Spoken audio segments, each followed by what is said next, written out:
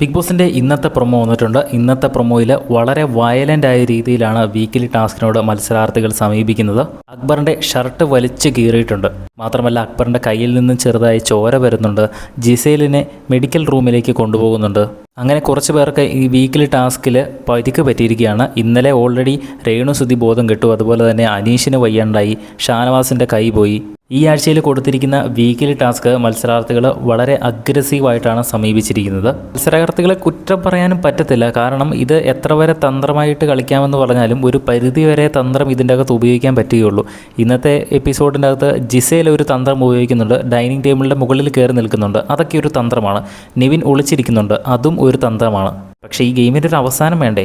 എല്ലാവരും ഒളിച്ച് കളിച്ച് നടന്നു കഴിഞ്ഞാൽ എന്തായാലും ഗെയിം അവസാനിക്കത്തില്ല. അപ്പോൾ തട്ടിപ്പറിക്കൽ തന്നെയാണ് ഒരു ഓപ്ഷനായിട്ട് വരത്തുള്ളൂ. എന്തായാലും അറ്റ് ദ എൻഡ് ഈ ഒരു ഗെയിം ഫിസിക്കലായിട്ട് തന്നെ പോകത്തുള്ളൂ. അതാണ് ഇവിടെ സംഭവിച്ചിരിക്കുന്നത്. ഇന്ന് ടാസ്കിനിടയിൽ വൻ പ്രശ്നങ്ങളാണ് നടക്കുന്നത്. അത് ലൈവിൽ നടക്കുമ്പോൾ തന്നെ നമ്മൾ അപ്ഡേറ്റ് ചെയ്യുന്നതായിരിക്കും. അതൊക്കെ കാണുന്നതിനായിട്ട് ചാനൽ ഒന്ന് സബ്സ്ക്രൈബ് ചെയ്യുക. വീഡിയോ ഇഷ്ടപ്പെട്ടാൽ ഒന്ന് ലൈക്ക് ചെയ്യണേ.